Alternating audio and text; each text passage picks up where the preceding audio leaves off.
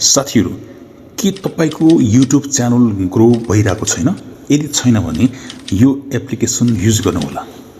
र यो एप्लिकेसनको लिंक म डिस्क्रिप्सनमा पनि राखिदिने छु र यो भिडियोमा म तपाईलाई फुल ट्युटोरियल्सको साथमा एक्सप्लेन गर्नेछु। भिडियोलाई अन्त्यसम्म हेर्नु होला। सबैभन्दा पहिला तपाई यो एप्लिकेसनलाई डाउनलोड गर्नु होला। जस्तै तपाई प्ले स्टोरमा गएर सर्च गर्न सक्नुहुन्छ VidIQ VidIQ र तपाईले सर्च गर्ने बित्तिकै फर्स्टमा आउँछ VidIQ फर YouTube। तपाईले यसलाई जस्ट डाउनलोड गर्नु होला र डाउनलोड गरेपछि यसलाई क्लिक गरेर ओपन गर्नु होला। मेरो अलरेडी नै ओपन छ। मैले आफ्नो च्यानललाई अलरेडी कनेक्ट छ, त्यसकारणले डाइरेक्ट ड्याशबोर्ड खोल्छ र तपाईको च्यानल तपाईले लिंक गर्नु भएको छ भने पहिला यसमा साइन इन गर्ने बटन आउँछ। तपाईले साइन अप गर्नु भन्दा नि साइन इन बटनमा थिचेर गुगलमा तपाईको कुन चाहिँ युट्युब च्यानल छ त्यसमा क्लिक गरेर लिंक गरेर यहाँसम्म आउन सक्नुहुन्छ ड्याशबोर्ड। त्यसपछि अब यहाँ हेर्नुस् के छ यसको खास। त्यसपछि तपाईले यहाँनेरि डेली आइडियाजहरु लिन सक्नुहुन्छ। जस्तै मैले लिएकोहरु मैले सेभ गरेर राखेको छु। यो सबै आइडिया हो। यो चाहिँ यही VidIQ ले हामीले सजेस्ट गर्छ र मैले डिस्मिस गरेको जस्तै जुन चाहिँ छ नि यहाँ पनि हेर्न सक्नुहुन्छ। र यहाँ चाहिँ हामीलाई डेली अपडेट भन्छ। यो अपडेट मतलब हामीले यो पेड भर्जनमा पनि युज गर्न सकिन्छ। जुन चाहिँ डेली चाहिँ उले आइडिया दिन्छ, होइन नि फ्रीली पनि दिनमा तपाईको 4 चाहिँ आइडिया दिने गर्छ।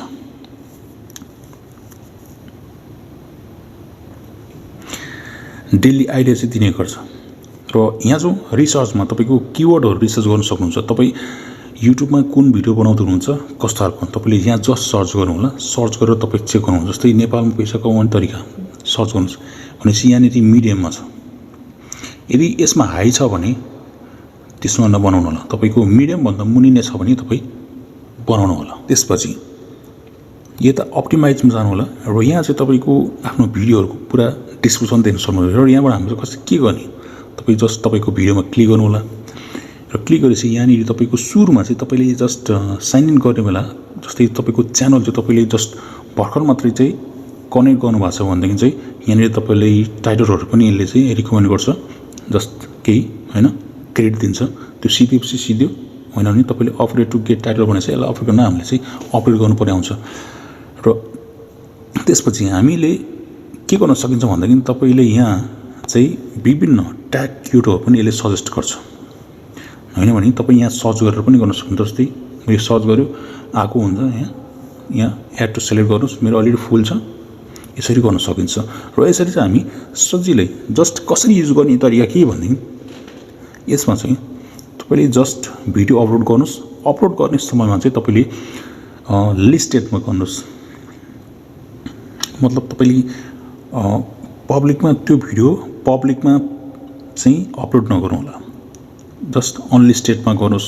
त्यसपछि अनलिस्टेडमा आएर पछि यसमा आउनु होला। आएपछि तपाईले यहाँबाट कन्टेन्ट हाल्नुस्, डिस्क्रिप्सन राम्रोसँग हाल्नुस्, ट्याग हाल्नुस्, सबै कुरा गरिसकेपछि अनि पछि गएर तपाईले पब्लिक गर्नु होला।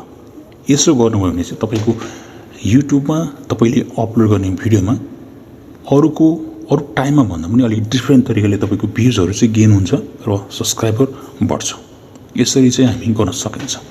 र मेनली हाम्रो अर्को कुरा नि के छ भन्दाखेरि हामीले जस्तै VidIQ ले सजेस्ट गर्ने भनेको चाहिँ टाइटल हो, हैन, डिस्क्रिप्सनहरु, ट्यागहरु, जस्तै कीवर्ड रिसर्च, डेली आइडियाज, यो चाहिँ के फ्याक्ट कुराहरु छ। र यसमा हामी पनि प्रो तरिकाले युज गर्ने हो भने पेड भर्जन छ, हामीले पेड अपग्रेड गर्नुपर्छ, हैन, फ्रीली युज गर्न एकदम सजिलो छ। र यस कारणले पनि हाम्रो च्यानललाई चाहिँ यो चीजहरुले चाहिँ अलिकति सहयोग गर्छ।